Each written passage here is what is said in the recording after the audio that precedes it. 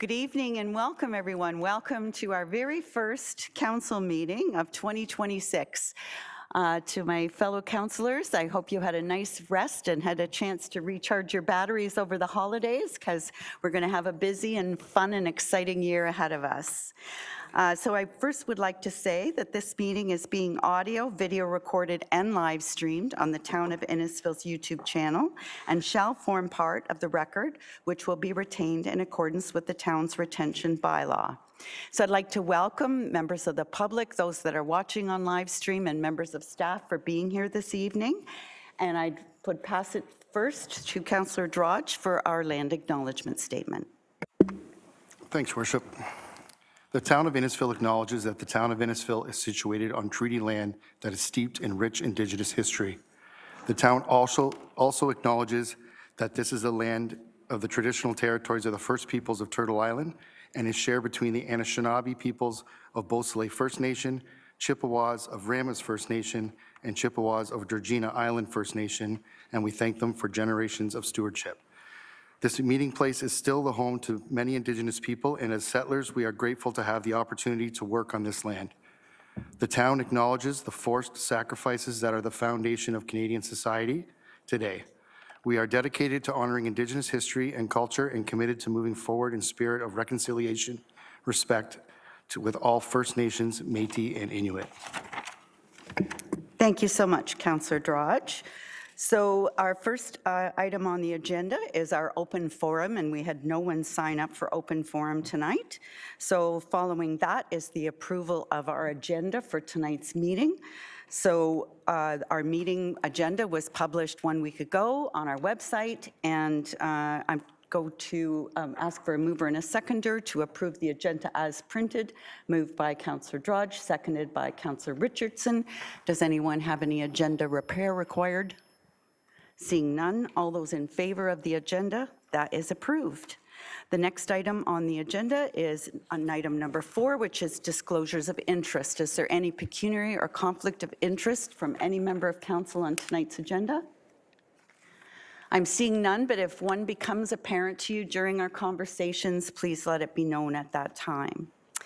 And next, we'll go to presentations and petitions. So we do have one presentation this evening, and that is a certificate that we would like to give to some of our residents.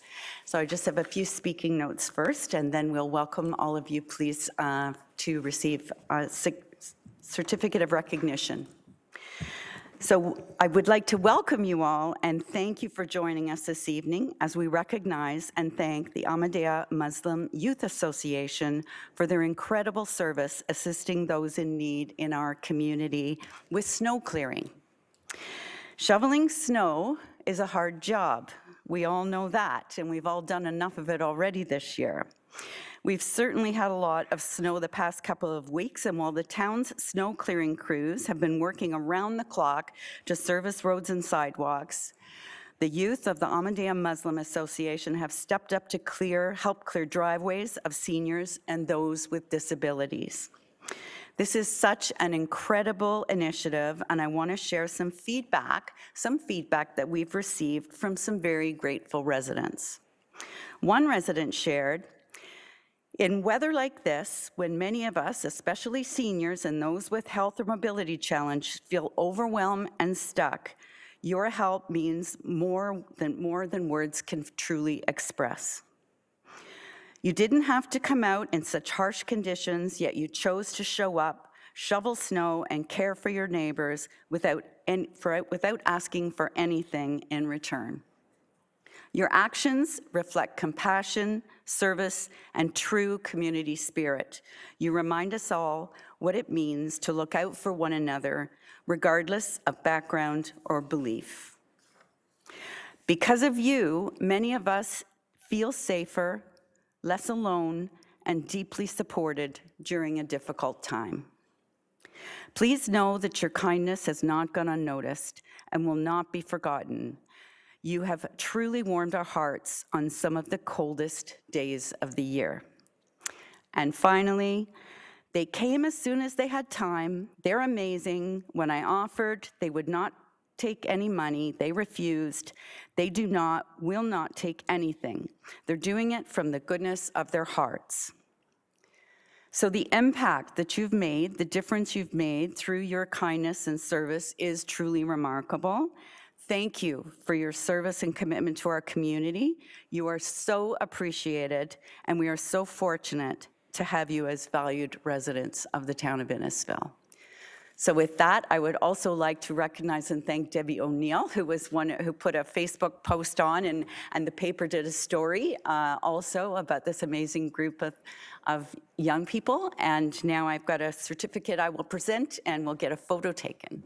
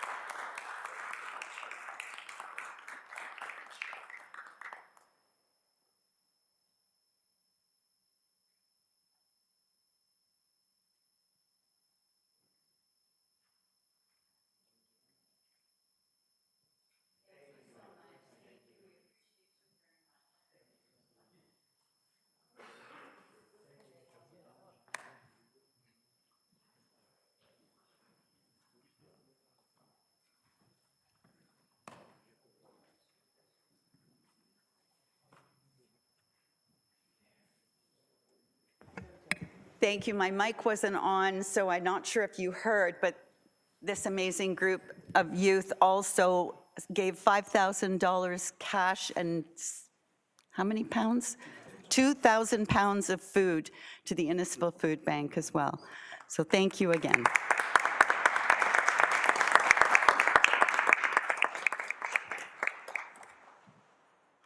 Now, could I please have a mover and a seconder to recognize the presentation, moved by Councillor Zanella and seconded by Deputy Fowler. All those in favor? That is carried. Following that item, we have item 6, which is delegations by members of the public. We have no delegations this evening. So we'll go right to any municipal associations or any committees that you have been asked to serve on for the betterment of Innisfil. Anyone have any committees that they want to report on? Thank you. I guess they were pretty quiet over the holidays. I will just report quickly on the county council meeting that happened yesterday. It was our first county council meeting for 2026. There was lots of discussion. Well, maybe I'll start with the good news. There was an age-friendly update from the age-friendly community, or the age-friendly strategic plan that the county has. And there was a lot of items talked about, but one of the most important one is the housing grant, the age-friendly housing grant. This is a grant you can apply for if you are a senior in a home and you maybe need some assistance, maybe some bathroom renovations, a chair lift.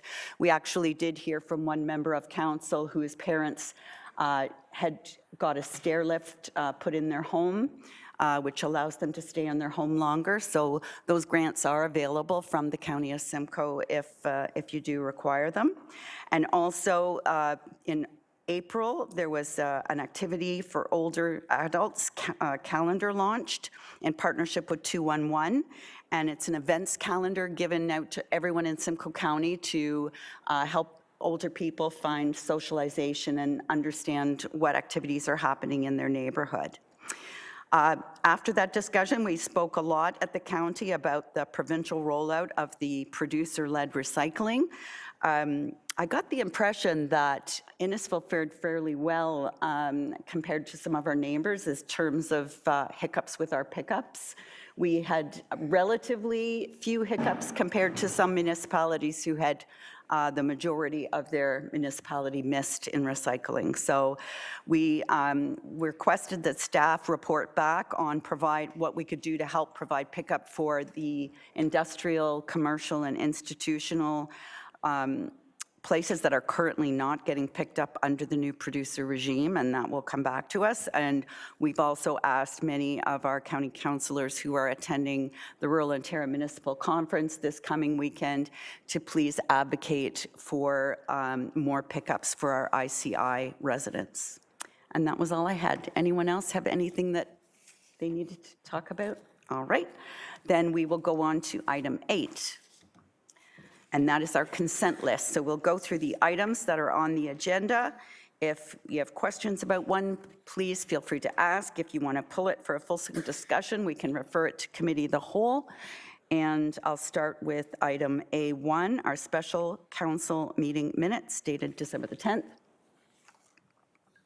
A2, our council meeting minutes from December the 10th.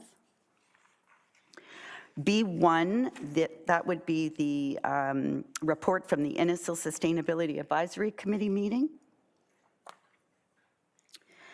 B2, that would be the Innisfil Heritage Advisory Committee meeting. B3, that would be the Innisfil Accessibility Advisory Committee meeting. C1, that would be 744 Bayview Avenue Class 3 variation to the CPPS bylaw. Okay, C2, that would be the South Simcoe Police Service cost sharing ratios and budget. I did have one question if I could, and that was regarding the ratio. So this determines the ratio between what Bradford and what Innisfil pay. And my question is is this the same as the December 10th report? When we had the December 10th report, it showed what that ratio was, and I just want to make sure that it's the same number as is on this recommendation today. Yes, Mayor Dolan, at that time we did have our final assessment growth, so the number has not changed. Thank you. And I will point out that we do have Chief Van Dyke here with us virtually if anybody had any questions. But I'm not seeing any, so Chief Van Dyke, I think you have the rest of the night off. Next, we'll go to C3. That would be the staff report regarding the 2026 final operating and capital budget. Councillor Waters. I'd like to pull it, thank you. That's referred to committee. Next, we have D1. That would be the Economic Development Annual Activity Report. Councillor Ices. I'd like to refer that to committee, please. Thank you. Item D2, the sole source procurement, flexible asphalt on the 11th line. I did have a question on that item, if I could. I don't need to pull it unless someone else has questions. I understand that this is an emergency repair, and I accept that. But this is, the 11th line is about a half a kilometer of road that is in our municipality before reaching the border of the township of Essa. And I guess my question is, when we have situations like that on the edges of our community, do we work with the neighboring municipality when it comes to capital projects so that maybe one municipality can do it and the other municipality can participate in some of the funding? Director Bowman? Your Worship, thank you for the question. And I mean, the brief answer is yes, we're always glad to work with our neighbors to do that. The secret is in having good communication with those neighbors. And I'm pleased our new roads manager who's in the audience tonight, Stephen Dolmeyer, is working on those relationships so that when the need is there, we know who the players are and we can have those conversations at the right time. Wonderful, thank you very much for that. And that gets us to E, bylaws, and we have none, and correspondence for action. The council discretionary grant program for the 2026 Scusapalooza Festival. G1, the Innisfil Library Board minutes. G2, the Police Service Board minutes. G3, the proclamation for Crime Stoppers Month, and we're flying the Crime Stoppers flag for the month of January. G4, the Kawasaki Disease Awareness Day on January 26th. G5, the Municipal Ice Storm Assistance Program funding confirmation, we're getting some money. G6, the Emergency Preparedness, the Emergency Management Act received royal assent. And that's it. And then we have, that's all the correspondence for information. And then H, notice, motion for which notice has been given, and we have none of those. So we'll go to our consent list recommendation.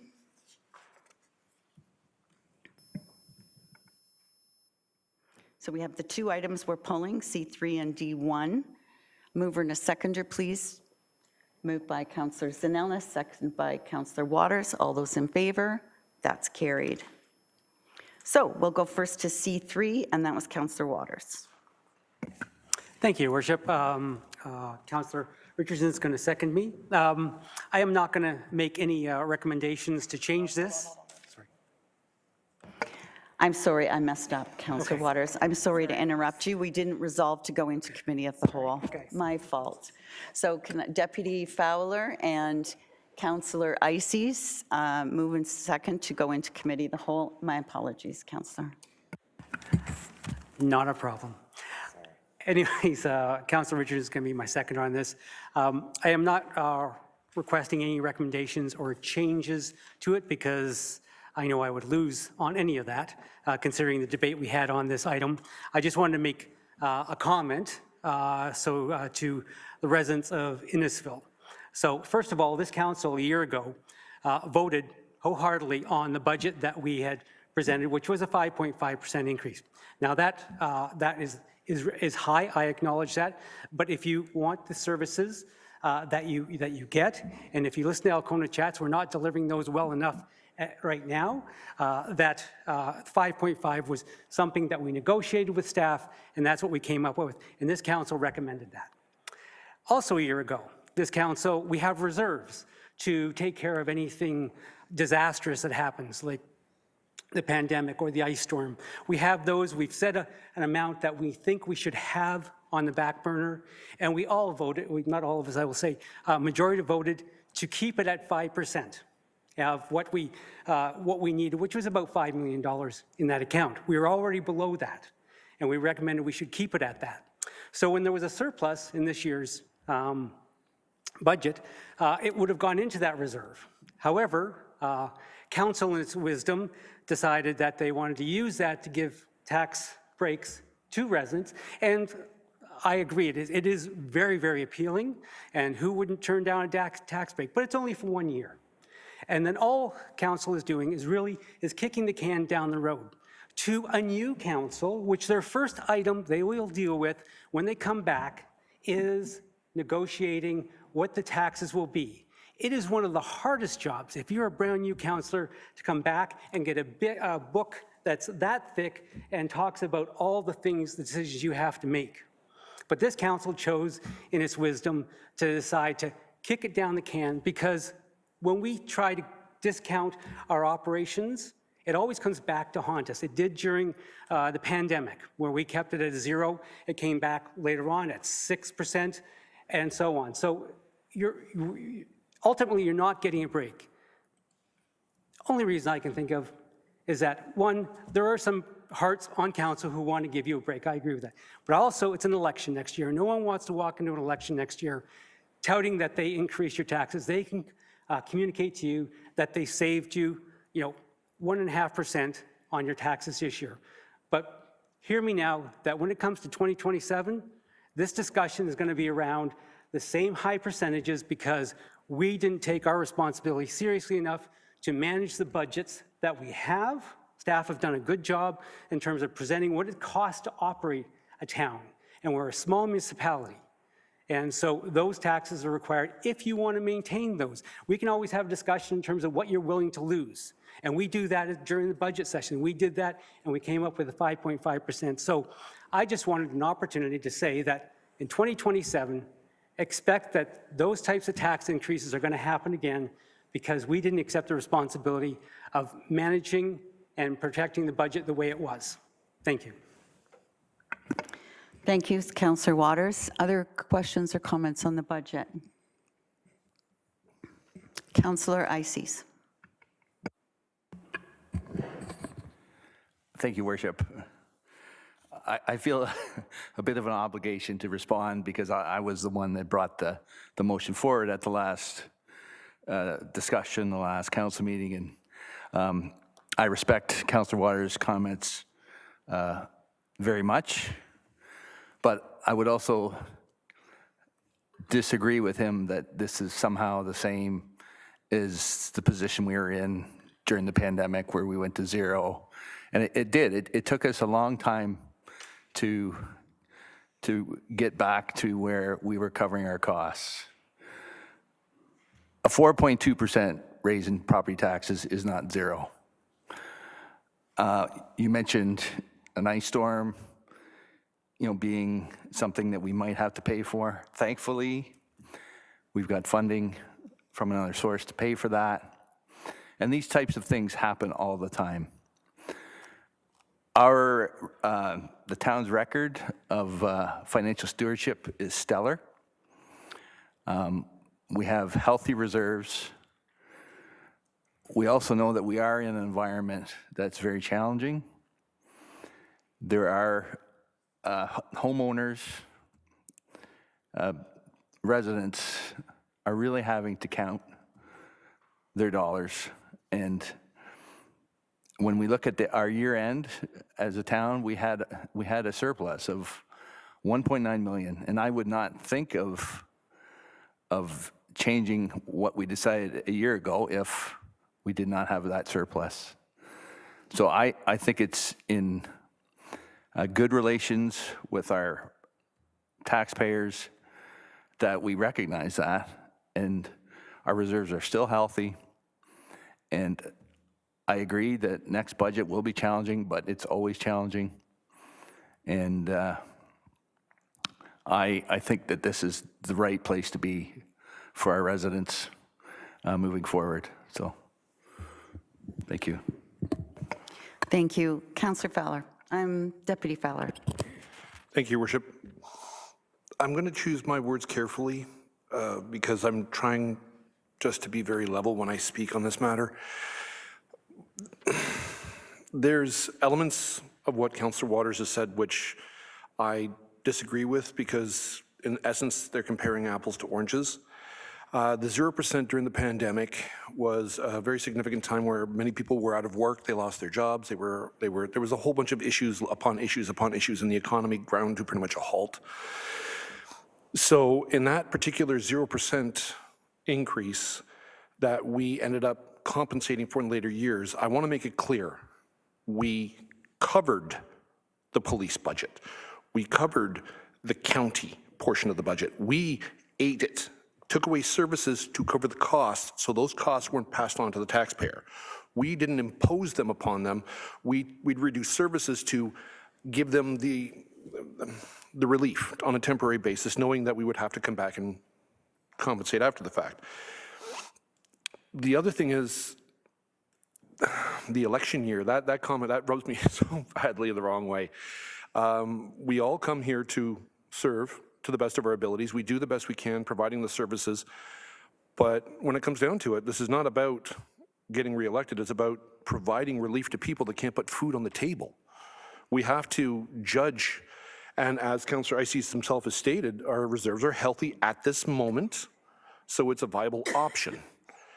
Moving forward, when it comes to the next budget, the next council will have to reevaluate that, and if it's still in a healthy state and they wish not to tap into it to give the relief, that is their choice. What we're doing right now is we're giving people the ability to have the basic necessities that they're struggling for at this moment in time. So it's not as black and white as you say it, and it's not as simply put as you describe it. There's many layers to it, and we're not the only ones they're suffering. So we're going through a time right now where we need to assist those that have put us in power to aid them. And that's the best way we can do it right now, and hopefully we can pull out of this. Thank you. Councillor Zanella? Thank you, Madam Mayor. I agree with Deputy Mayor, and I've struggled with this a lot. We are in difficult times like we've never seen before. It's not all of us, all residents are losing their jobs, they're having a hard time getting by. We don't know from day to day what's going to happen. So I think that, you know, any little bit that we can do to help, and 4.2, if it was, you know, if it could be possible, I'd like it to be less.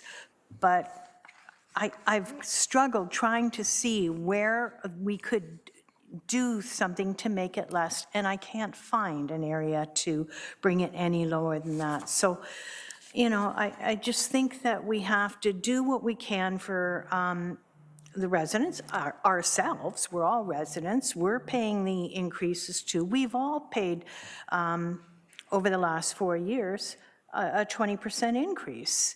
5% each year. So, and it's been tough. It's been tough for many of us, and I'm sure for many residents, but I just, you know, any little bit that we can do to ease the burden in these times, because I don't know what it's going to be like tomorrow or next week, because there's just so much happening, and it's not, there's no way to know what we can do. So that's just my 2 cents. Thank you. Thank you. Councillor Waters? I knew I was going to be the lone horse on this ride, so. I understand where all of you are coming from. However, I keep coming back to the fact that we had a vote last year. And last year we said it was going to be 5.5, and you agreed on that. And then, and things were just as difficult or more, not more difficult last year. No, we didn't have trade wars.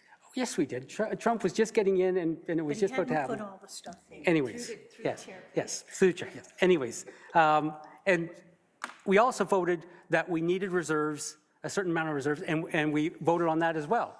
1 year later, we're backtracking on all of that, and I'm not going to suggest why, because I've already stated that, and I know it curls the hair on the deputy mayor's head when I say it, so I won't go there again. But I'm just saying that I think we are putting that decision on a new council when they first come in, and I don't think that's right. I think we should stand by what we voted for last year, and I'll be quite glad to take the slings and arrows I'm going to get, being the only one who's going to vote against this item. So I'm not going to take it any further. Thank you very much. Thank you, Councillor Waters. And you're not alone on this. I mean, it's been a very difficult time to get to this point, and it's you know, I can agree with you, and I can agree with the deputy, and I can agree with Councillor Ices. I can agree with everybody at this table. And right in the staff report, it talks about the continued use of the property tax rate stabilization reserve and the ARS reserve fund to support operating costs is not financially sustainable. Reducing the town's reliance on these reserves beginning in 2027 may place upward pressure on the property tax rate unless sufficient assessment growth is realized, which we don't expect is going to happen in 2026, to offset the impact on existing property owners. Should assessment growth be insufficient, council may need to consider alternative measures such as user fees adjustments, cost containment initiatives, or service level adjustments and reductions. And it's in black and white. So, and I would agree, we've made easier decisions than we should have been making. I agree that we should be, I know in Brampton, Mayor Brown told anyone coming to his council chambers to say they wanted something added to the budget. He said, I want you to come with the equal amount of money to take out. So if you come and say you want this added to the budget, I want you to suggest what you think should come out of the budget, equal that amount, come with both. And we haven't done that. In fact, we lost some federal funding, and we've increased our service level to actually kept the service level the same, but took over the cost of it ourselves instead of the federal government. And we're lowering the tax rate by using reserves. And I would argue our reserves aren't that healthy. Our ARS reserve is healthy. Our tax rate stabilization reserve is lower than the policy that we set where it should be. So having said that, I also read in the paper today, a press release from South Simcoe Police, that there's been almost 300% increase in people driving their cars without insurance. People aren't driving their cars without insurance because they think they're going to get away with it. They're driving their cars without insurance because they can't afford to pay for insurance. So we've had a few issues that have come to us this year that are not direct, that we had to deal with. The biggest one was the increase in the police services budget. 10.83% increase year over year in our police services budget. So even if you add the county at 3.5 and our own town increase at 1.3, it's still a 4.2. But I would argue 4.2 is nowhere near the amount that would be considered an election budget. In my respectful opinion, in the city of Toronto, when you went from 9% and 6% to 2%, that's an election budget. But this 4.2, I agree with Councillor Ices that using the surplus from our 2025 budget was a reasonable thing to do in a year where we have very low assessment growth and very high increase in our police services costs.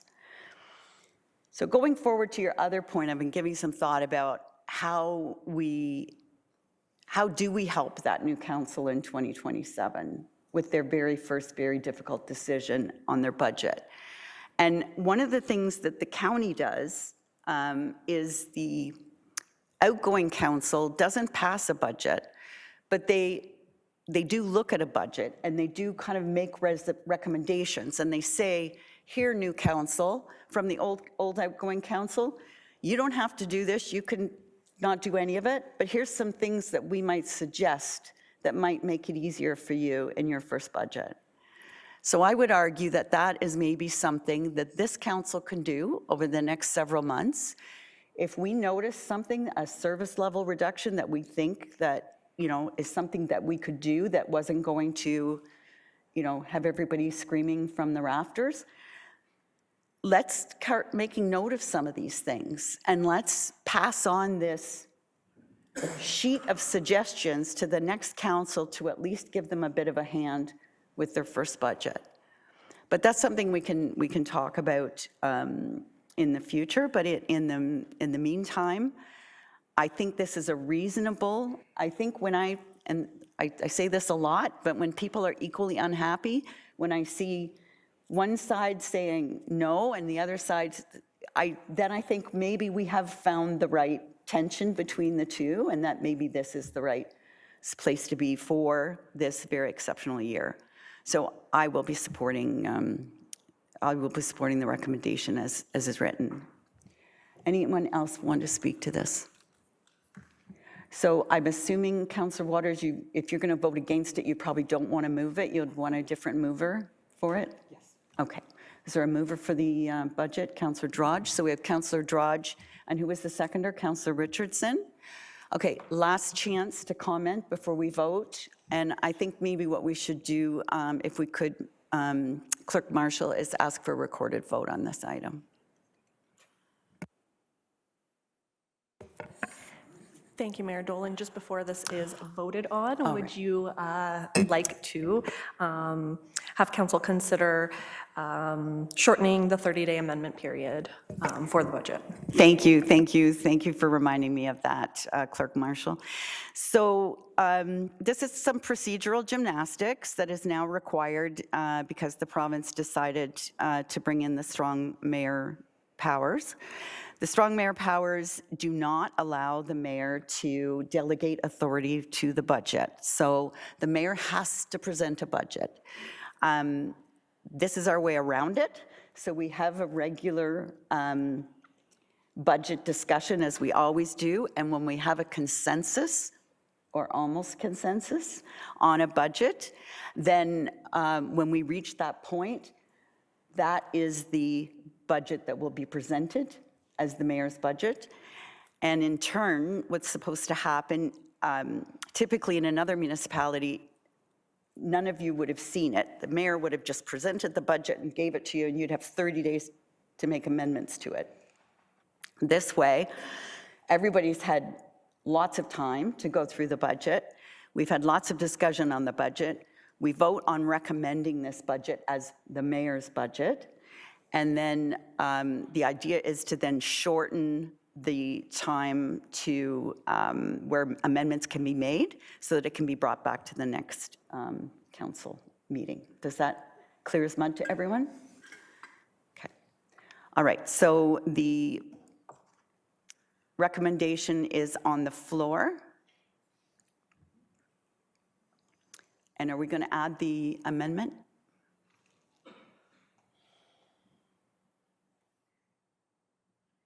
So there's the amendment to shorten so that we can bring it back on January 28th for final vote.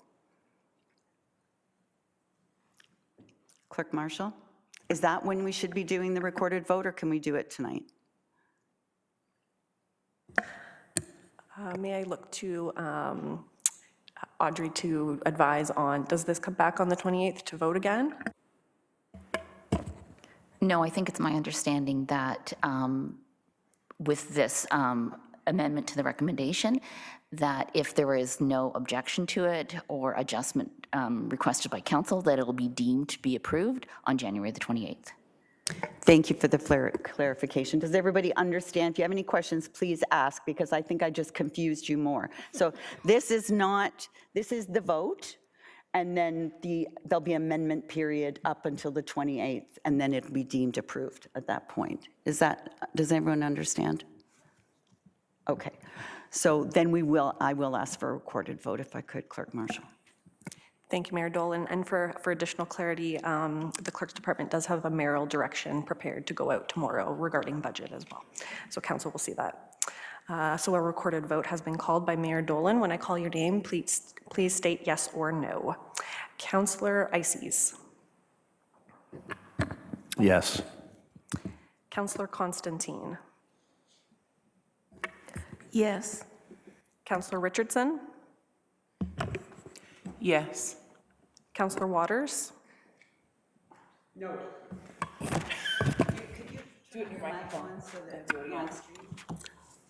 No. Councillor Zanella. Yes. Councillor Saunders. Yes. Councillor Drodge. Yes. Deputy Mayor Fowler. Yes. And Mayor Dolan. In favor. And that carries. Thank you. Thank you, everyone.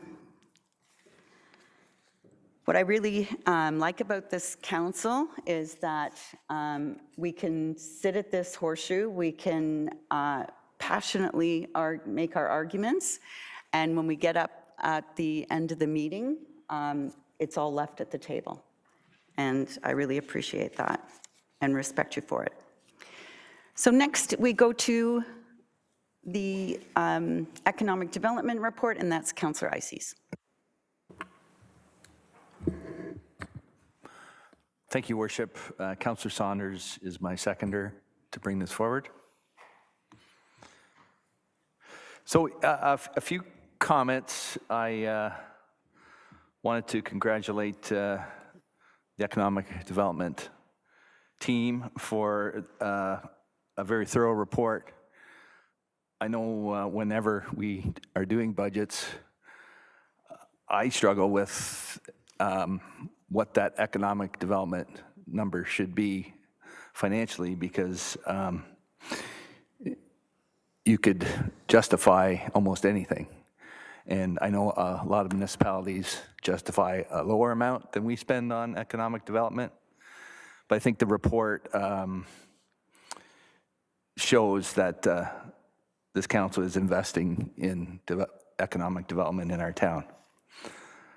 The reason I pulled this report was something that flagged me with the report's comments around the drainage situation at Innisfil Heights. And the town has been working on many master plans in the last few years, and I think 2 years ago our drainage master plan came forward, and it spoke in that report about doing a specific one for Innisfil Heights. And this bullet in the report, which talks about drainage now becoming a barrier to development, and it speaks to property owners having to undertake costly stormwater management work on a property-by-property basis.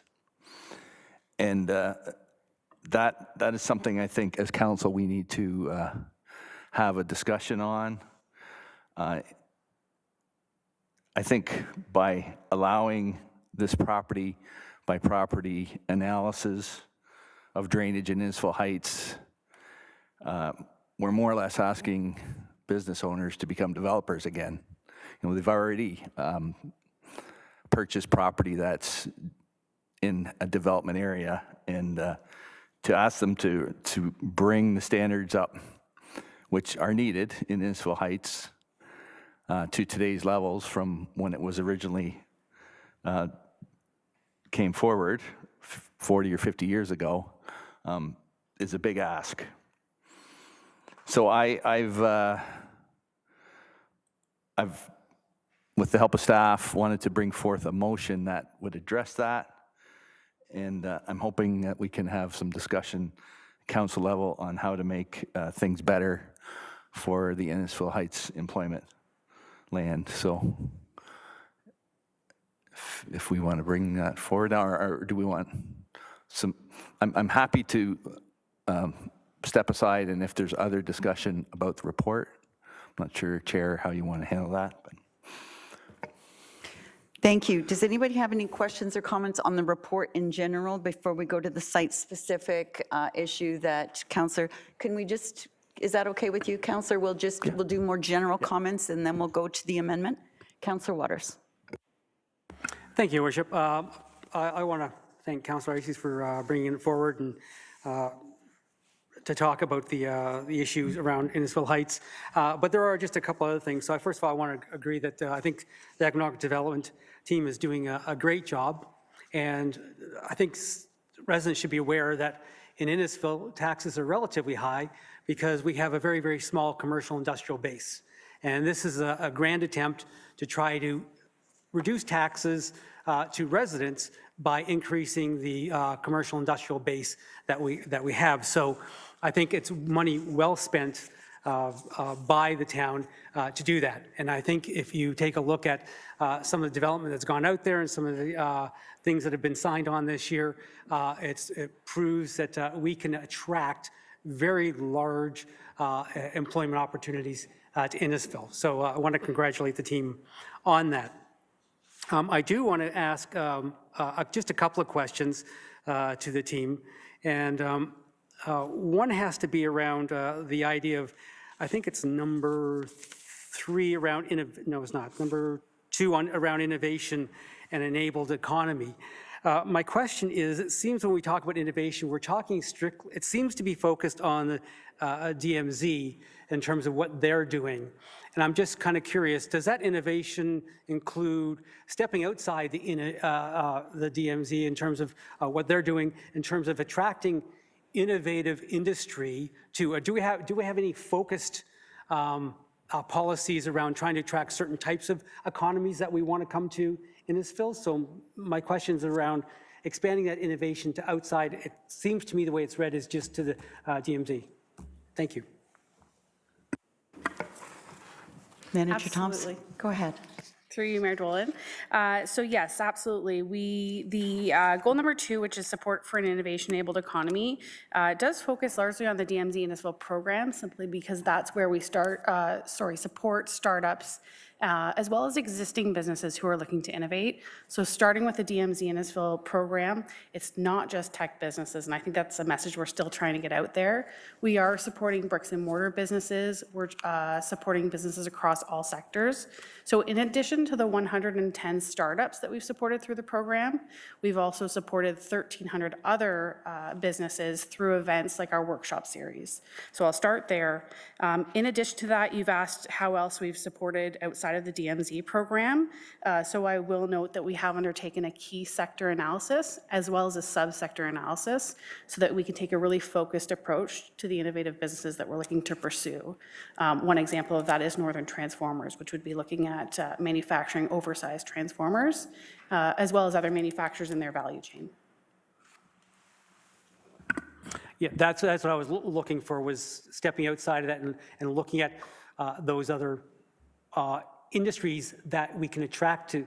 And so they're already innovative companies, and getting them to start here. And my next question has to do with, I know we can offer incentives to companies to move here. Do we offer any incentives? Yeah, we can, but do we? Through Mayor Dolan, we can, and we are exploring the development of a community improvement plan. That process is well underway, and I'll use this moment to plug that we're doing a community consultation on January 27th, if any members of the business community would like to attend. Thank you very much. Thank you. Other questions or comments generally on the report? I just wanted to say I like the structure. I like how you started with the goals, the activities, and then the impacts those activities had. It's clear and concise, and it's measurable. You could look at how many successes you had and where they were. And I think it's been a great year for economic development in the town of Innisfil. I think that the Northern Transformer will be a game changer. And I just want to point out that when we originally went to visit Northern Transformer in Vaughan, and I asked the chair of the board, I said, why Innisfil? What made you pick us? They looked all over.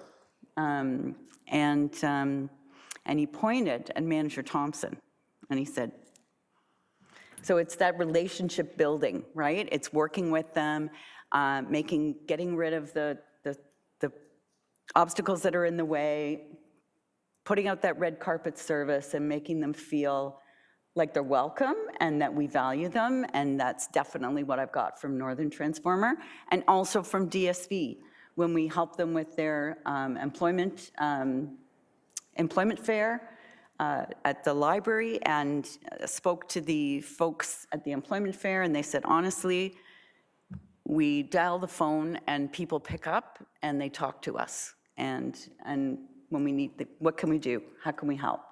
And that's what our best-in-class economic employment team is doing, economic development team is doing, and I thank you very much for that. Councillor Waters. Thank you, Your Worship. There was one other item I did want to ask.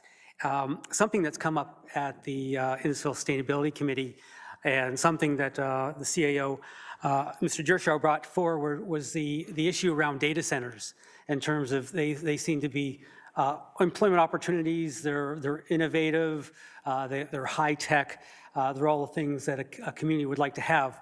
But we've seen down in the States that data centers come with their side effects in terms of high energy use, high water use, and that puts pressure on residential energy prices, especially down in the States, and Virginia and a few of the states down there are having a really, really tough time with that. So, and the discussion at the committee was around, is there something that we could do? So the committee is actually actively looking at, what should we be looking out for?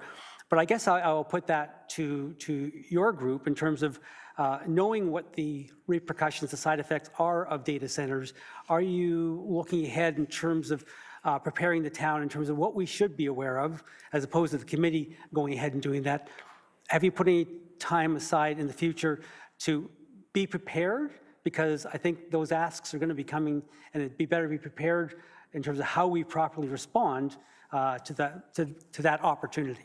Thank you.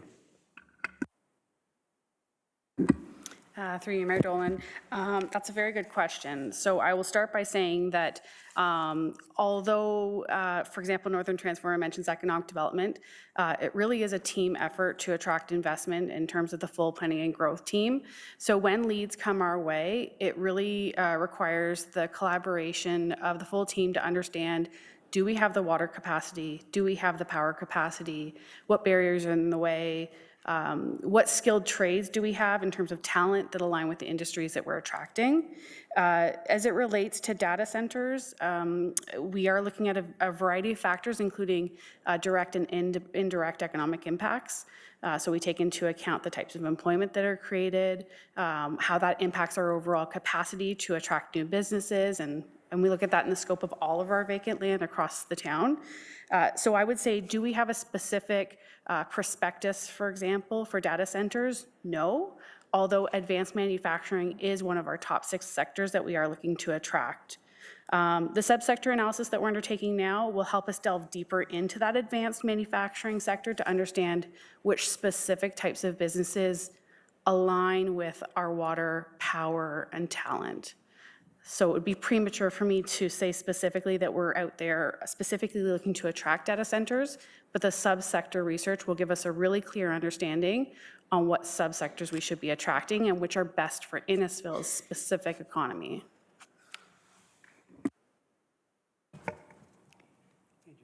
Go ahead, Director Lee. Thank you, Mayor Dolan. Through to Councillor Ices. I think in addition to that, as Laura said, part of that relates to the economic development team and the other teams, but then you take that to the next stage, Councillor Waters, in terms of the official plan review that's ongoing now, and what are we identifying for Innisfil Heights and other areas of the town in terms of the types of uses that we want in certain areas, and that is being done in terms of the uses concurrently with considerations from in power and in services on where is appropriate servicing for those types of uses to exist.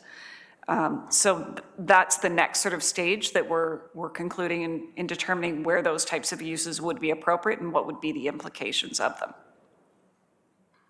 Thank you very much. Thank you. Other comments on the report? Seeing none, Clerk Marshall, can we bring the amendment up now? Councillor Ices. Thank you, Worship. I guess I'd give a moment for council to read the motion because there's a few points there. The motion intends to address current businesses obviously more than those new businesses that are starting with Greenfield. They are able in those applications to bring drainage up to current standards. The rest of Innisfil Heights does not have that standard. And when an application comes in and staff needs to bring drainage into the site plan, instead of an applicant having to upgrade their whole property to today's standards, the motion in front of you just speaks to the impacts of the proposed development. And we're going to wait until we have a study done to analyze in a regional way what way we want drainage to be achieved in Innisfil Heights. So this is a process where staff will come back after the study is done. And that the study, from my understanding, was already underway in process. So I'll allow staff to maybe add some more comments to the motion. Director Lee? Thank you, Mayor Dolan. Following up on Councillor Isey's comments, I think a couple comments from our perspective. The councillor is correct. The RFP to proceed with the master drainage study is being finalized. We're hoping to have that out in the next number of weeks. So the intent behind the study is to look at the broader Innisfil Heights area. It was identified in the stormwater and flooding strategy that we should look at the flooding concerns and constraints that are in that area and really look at Innisfil Heights in the broader sense of the historic drainage issues as well as the knowing it is a development area for the future. How do we address those on sort of the broader perspective? So this motion looks at not just that component of the study, but also when those recommendations come forward, there will be financial implications, there will be options, and those will be brought back to council to determine what role the town plays in that, what opportunities are there for provincial or federal funding considerations that we may apply for, and what is the role of the individual property owners or future development as that happens. So all of those recommendations will come back to council for consideration at the end of the study. In terms of the individual property owners and sort of the stormwater requirements currently, what the motion looks at is there may be individual properties and they may be proposing development while this study is being undertaken. There are legislative requirements under the Planning Act and the Drainage Act that will require us to consider how drainage is being reviewed and contained within the property. Pre and post development is the best way to put it. So from a site that maybe, as Councillor Isey said, a greenfield site to being fully developed paved site, how are we addressing the drainage off that property and not negatively impacting neighboring properties? But the intent is, through the motion from Councillor Isey's, is not to compound that with the historical drainage challenges that are there. So they have to deal with their own individual site development and how they can mitigate that on a short-term basis, should they want to continue with their development approvals until the master drainage study is brought forward to council. So that was the intent behind the motion. Questions? Councillor Waters? I'm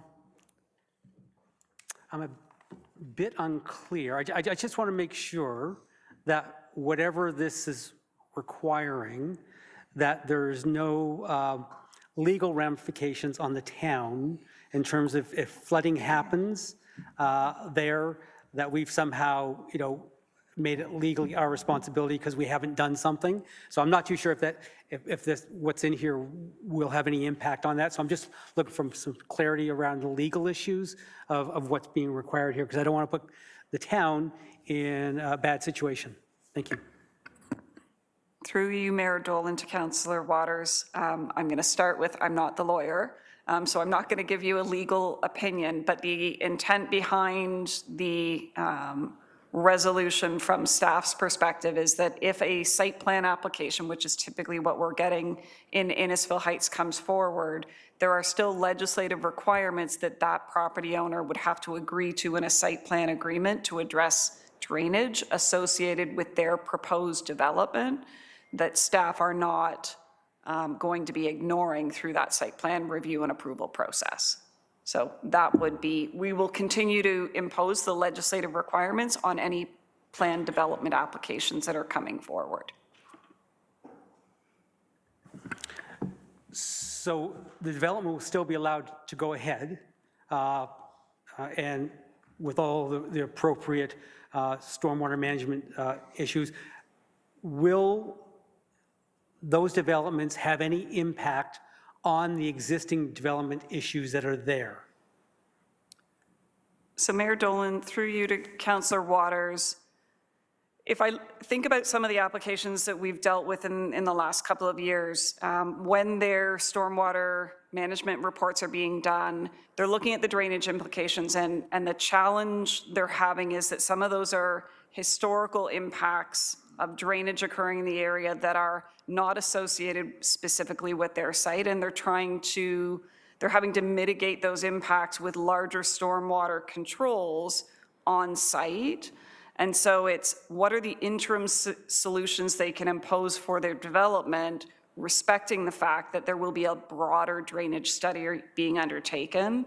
We may not be talking about a lot of applications that will proceed during the time frame that we're talking about completing the master drainage study. We have 2 existing applications that continue to be underway, but they're in different stages, and we don't have other applications that have been submitted at this point. So it may be a moot point for council to consider at this point in time, but we still have to look at those stormwater reports and assess what are the local controls that still need to be implemented at this time. And there is language that is being included in those site plan agreements, should they proceed, that they understand there will be obligations coming out of the master drainage study that may have impacts on their property as well.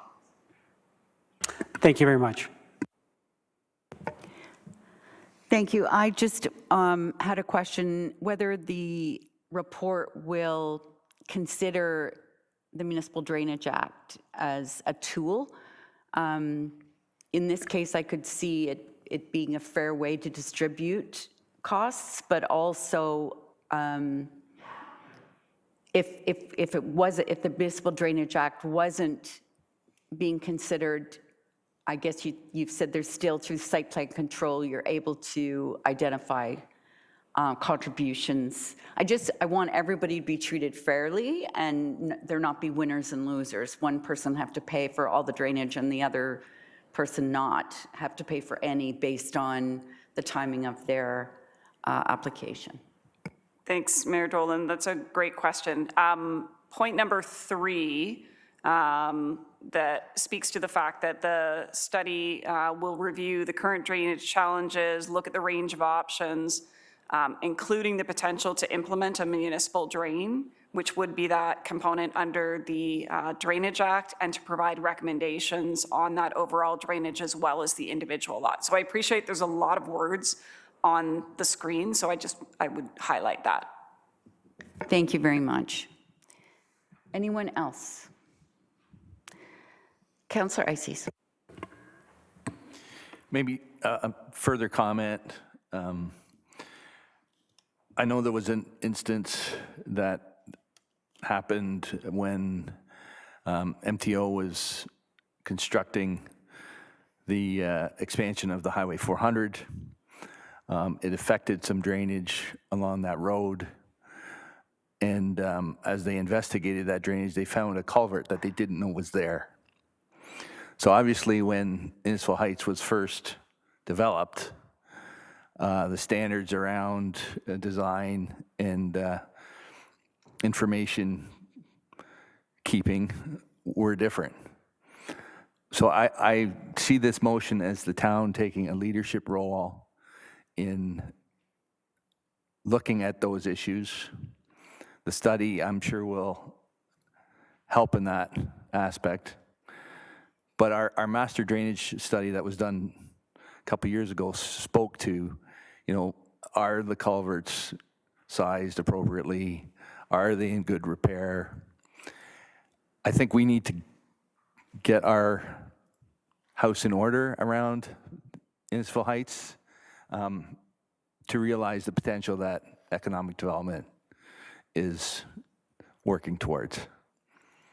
So that's where I hope this motion will assist in that being a priority.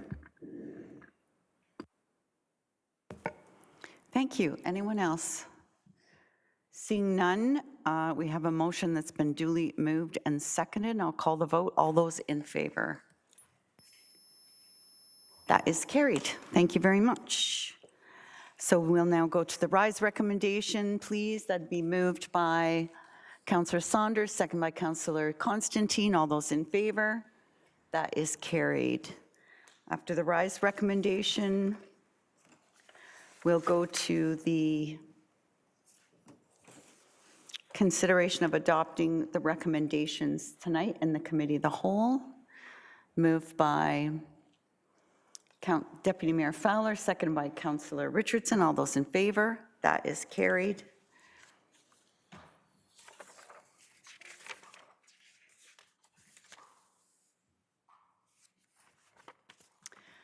This notice of motion, just giving notice, this will come to the January 28th council meeting for discussion.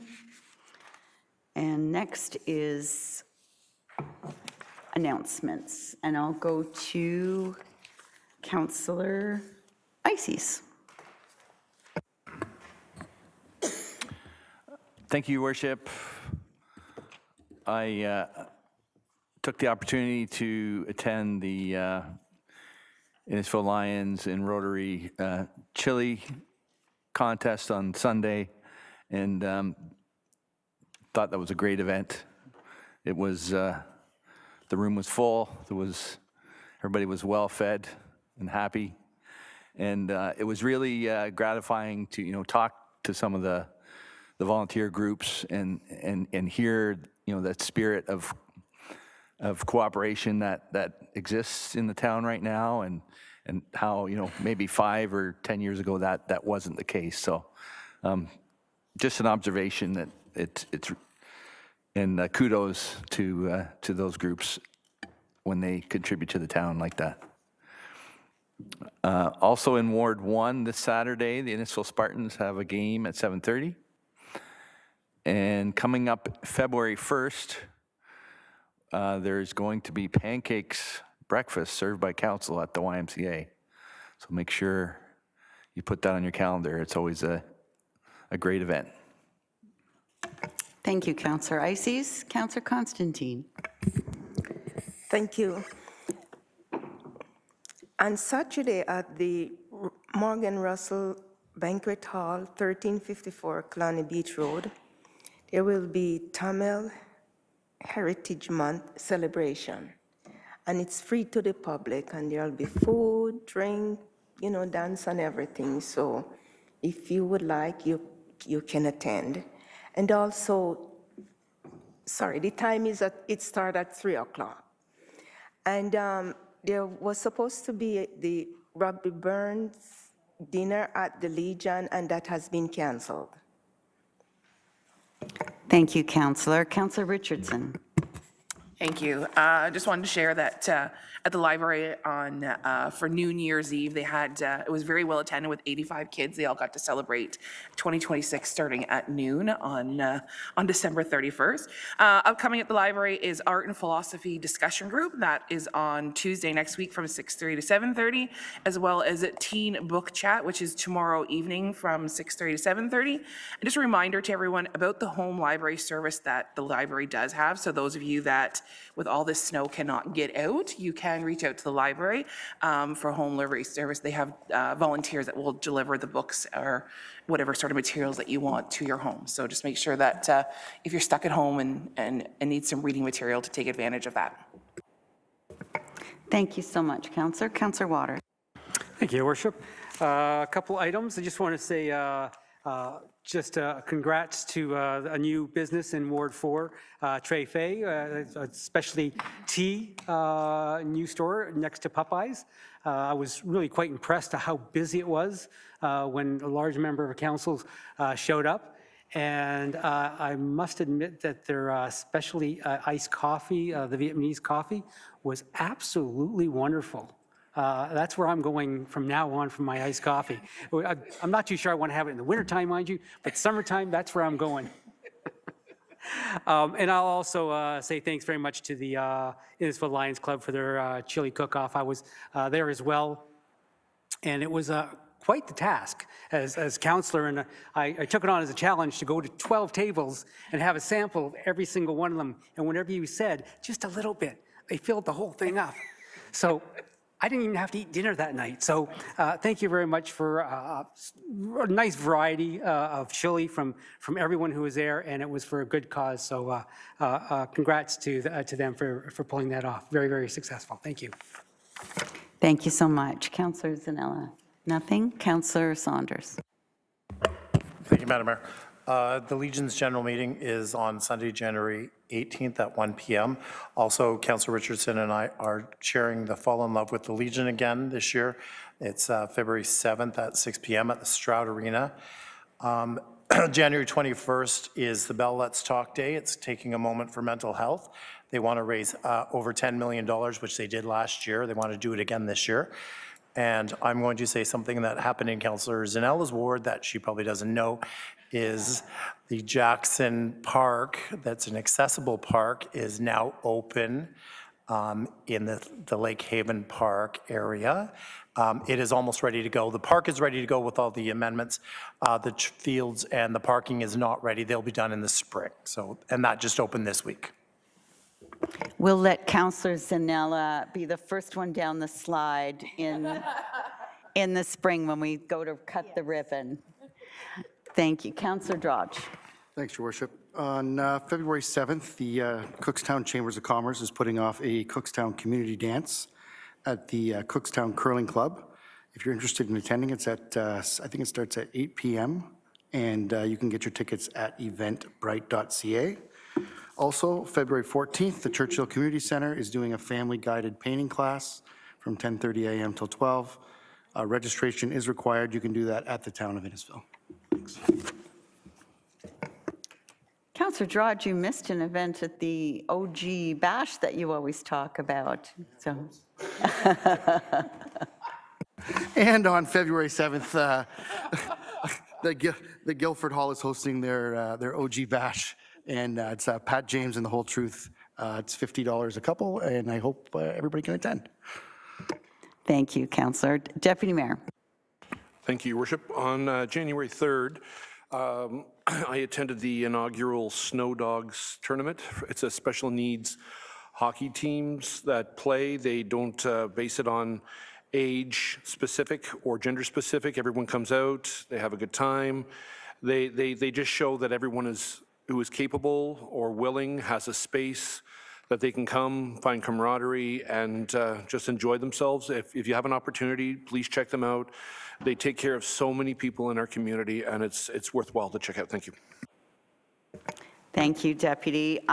This is old news, but still very, very good news. We haven't had a council meeting since we were thrilled to be at the announcement at the Rosardo Health and Wellness Center, where Gail Wood from RVH told us that they will be locating a new MRI machine right here in Innisfil. We'll have our own MRI.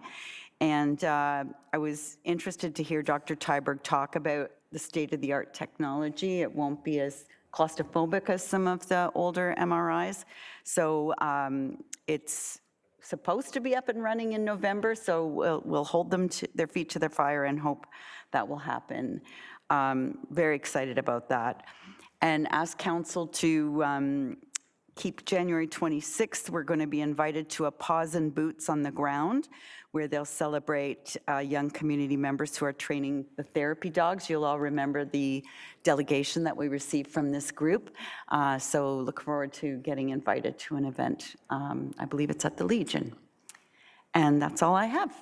So we'll now go to the conforming bylaw and adjournment at 8:14 p.m. and that is Councillor Richardson and Councillor Drodge. All those in favor? That is carried. Here's hoping the balance of the council meetings in 2026 go as smoothly as this one. Thanks everybody for your time and attention, and have a wonderful rest of